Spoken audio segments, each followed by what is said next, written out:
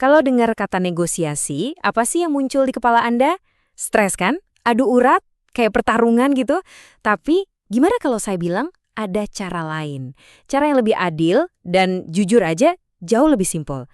Yuk kita bedah bareng-bareng sebuah pendekatan yang bisa mengubah total cara Anda bernegosiasi selamanya. Oke, kita mulai dari pertanyaan paling mendasar. Coba deh pikirin, dalam sebuah negosiasi, siapa sih yang sebenarnya paling berkuasa? Jawabannya, mungkin bakal bikin Anda kaget. Selama ini kan kita mikirnya yang punya kuasa itu yang punya alternatif lebih bagus atau yang sering disebut Betna, atau ya yang posisinya lebih besar, lebih kuat. Tapi coba deh lihat dari sisi ini. Kekuatan yang sesungguhnya itu justru datang dari fakta bahwa kedua pihak itu sama-sama dibutuhkan untuk mencapai kesepakatan. Anda butuh mereka, mereka butuh Anda. Tanpa salah satu dari kalian, ya dealnya nggak bakal ada. Oke, jadi di bagian pertama ini, kita akan bongkar mitos paling besar dalam dunia negosiasi. Yakinan kalau pasti ada satu pihak yang lebih kuat dari yang lain. Nah, ini dia nih, salah kaprahnya. Kita sering banget mikir, kalau kita punya rencana B yang solid, misalnya dapat tawaran kerja lain, otomatis kita jadi punya daya tawar lebih tinggi. Padahal, kerangka bagi kue ini ngelihatnya beda banget. Punya BTNA bagus, itu cuma berarti titik awal Anda lebih enak, bukan berarti kekuatan negosiasi Anda jadi lebih besar. Beda loh itu. Biar gampang, kita pakai contoh eksperimen sederhana aja. Bayangin Anda lagi mau jual mobil Prius bekas. Ada dua kasus nih. Kasus pertama, Anda udah dapat tawaran dari CarMax sebesar $8.000. Nah, si calon pembeli, dia punya alternatif mobil lain seharga $10.000. Oke? Sekarang kasus kedua. Tawaran CarMax ke Anda lebih rendah, cuma $7.000, tapi alternatif si pembeli juga lebih murah, $9.000. Nah, sekarang coba Anda pikir sebentar. Dari dua kasus tadi, di kasus mana posisi tawar Anda terasa lebih kuat? Pasti kebanyakan dari kita langsung nunjuk kasus satu kan, yang BATNA-nya lebih tinggi. Tapi, yakin itu benar? Dan inilah yang mengejutkan. Ternyata di kedua skenario itu, uang yang sebenarnya dinegosiasikan jumlahnya sama persis, $2.000. Nah, disinilah letak perubahan cara pandangnya. Negosiasi ini tuh bukan soal harga total mobilnya, tapi soal nilai ekstra $2.000 yang baru akan muncul kalau kalian berdua sepakat. Itulah yang disebut kuenya. Punya BATNA yang lebih tinggi itu cuma naikin titik awal Anda, tapi ukuran kue yang dibagi-bagi tetap sama.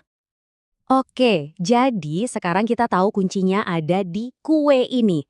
Pertanyaannya gimana cara kita nemuin kue yang sebenarnya? Karena ternyata kue ini seringkali nggak kelihatan langsung. Gampangnya gini, kue itu adalah nilai tambah yang cuma bisa ada kalau kesepakatan terjadi. Rumusnya simpel, ambil nilai total kalau deal, terus kurangi dengan total nilai kalau masing-masing jalan sendiri-sendiri atau pakai batnanya. Biar makin kebayang, kita pakai analogi pizza yang gampang banget. Anggap aja ada Alice dan Bob. Kalau mereka sepakat, mereka bisa dapat total 12 potong pizza. Tapi kalau mereka nggak sepakat dan jalan sendiri-sendiri, Alice cuma dapat 4 potong dan Bob cuma dapat 2 potong. Nah, disinilah kita bisa lihat kuehnya. Kalau sepakat, totalnya kan 12 potong. Kalau enggak, totalnya cuma 4 plus 2 alias 6 potong. Artinya, kue yang sebenarnya lagi mereka negosiasikan itu, ya 6 potong pizza ekstra ini. Nah, ini nih yang jadi perubahan pola pikir paling penting. Perdebatan mereka itu bukan soal 12 potong pizza, tapi hanya dan khusus soal 6 potong tambahan tadi yang nggak bakal ada kalau mereka nggak setuju. Coba deh pikirin logikanya. Alice nggak bisa dapetin 6 potong ekstra itu sendirian kan? Bob juga sama, nggak bisa. Karena dua-duanya ini mutlak dibutuhkan untuk menciptakan 6 potong kue tambahan itu, artinya apa? Ya artinya klaim mereka atas kue itu sama kuat, kekuatan mereka jadi seimbang. Oke, teorinya sih kedengaran bagus ya, tapi pertanyaannya, emang ini beneran bisa jalan di dunia nyata?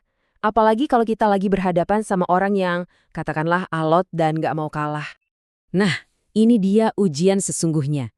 Gimana kalau lawan negosiasi kita itu orang yang nggak peduli soal adil-adilan, yang cuma mau menang dan pakai taktik gertak sambal?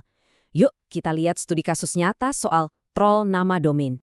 Jadi si troll ini, sebut aja Edward, langsung buka harga tinggi banget, $2.500. Ini tuh taktik klasik namanya anchoring. Tujuannya buat ngeset patokan harga yang tinggi dari awal, biar nanti kalau turun sedikit aja kita udah ngerasa menang.